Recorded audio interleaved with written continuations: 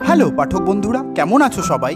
আশা করি ভীষণ ভালো আছো আর অনেক অনেক বই পড়ছো। মে মাসে পড়লাম দুটি একদম নতুন জিওপলিটিক্যাল থ্রিলার। এর মধ্যে প্রথমটি হলো নতুন লেখক রণদীপ নন্দীর কলমে ক্রসফায়ার, আর দ্বিতীয়টি অবশ্যই অভিক দত্তের স্পাই ইউনিভার্সের নবতম সংযোজন আয়নাবাড়ি। একই জনরের বই তো, তাই ভাবলাম এগুলির রিভিউ একই ভিডিওতেই দিয়ে দিই। সময় নষ্ট না করে প্রথমেই আসি রণদীপ বাবুর লেখা ক্রসফায়ার প্রসঙ্গে। পটভূমি আমাদের কলকাতা তিলোত্তমা। সেপারেটিস্টদের এক মিছিল চলছিল শ্যামবাজার চৌমাথার মোড়ে। এর মধ্যেই হঠাৎ করে চলল গুলি এবং পাল্টা গুলি। ক্রসফায়ারের এই নৃশংস ঘটনায় আতঙ্কবাদীদের হাতে মারা পড়ল কিছু সাধারণ মানুষ। নিহতদের মধ্যে ছিল নির্বিবাদ ব্যাংককর্মী অরিন্দমের স্ত্রী প্রিয়া।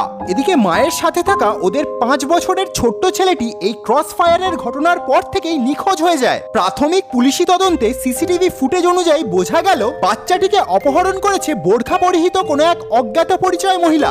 এরপর তদন্তকারী পুলিশ অফিসার যখন আরো খুঁটিয়ে ইনভেস্টিগেট করতে যায়, ঠিক তখনই রহস্যজনকভাবে তারও মৃত্যু হয়। এদিকে নিখোঁজ ছেলেকে ফিরে পেতে অরিন্দম নিরুপায় হয়ে প্রাইভেট ডিটেকটিভ তুর্য ভট্টাচার্যের সাহায্য প্রার্থী হয়।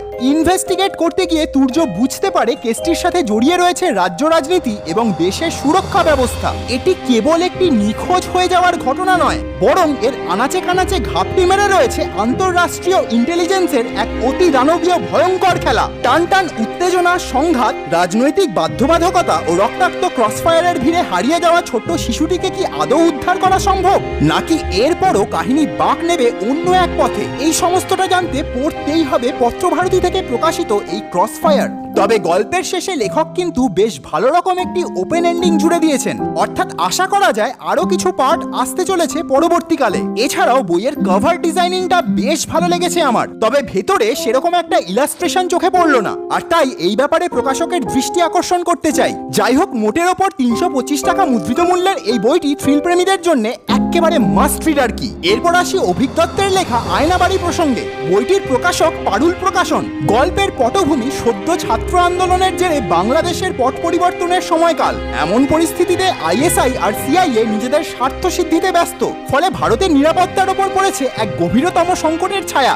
নতুন পরিবর্তনে এ কোন দুনিয়ার জন্ম দিল আমাদের প্রতিবেশী রাষ্ট্র বাংলাদেশ? এদিকে গণ অভ্যুত্থানের পূর্ববর্তী সরকারের সময়কালে আয়নাবাড়িতে টেনে নিয়ে গিয়ে সরকারের সমালোচকদের নানান রকম অত্যাচার করা হতো। আয়নাবাড়ির এই দর্পণগুলিতে ফুটে উঠত সরকারের মুখোশের আড়ালে থাকা এক স্বৈরাচারী সত্তা। কিন্তু ছাত্র আন্দোলন তথা গণ অভ্যুত্থানের পরবর্তী লগ্নে গোটা বাংলাদেশটাই যেন পরিণত হয়েছে আয়নাবাড়িতে। পট পরিবর্তনের পর আইএসআই এর উস্কানি আর রাজাকারদের প্রকোপে বন্ধু রাষ্ট্র থেকে আচমকাই বাংলাদেশের শত্রু রাষ্ট্রে পরিণত হলো ভারতবর্ষ।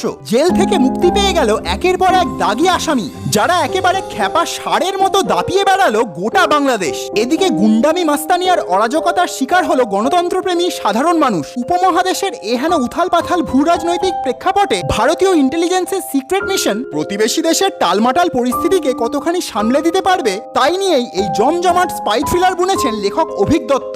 যদিও থ্রিলার প্রেমী পাঠক হিসেবে আমার মনে হয়েছে শেষ অংশটি আরও একটু রিসার্চ করে ধীরে সুস্থে লেখা যেত।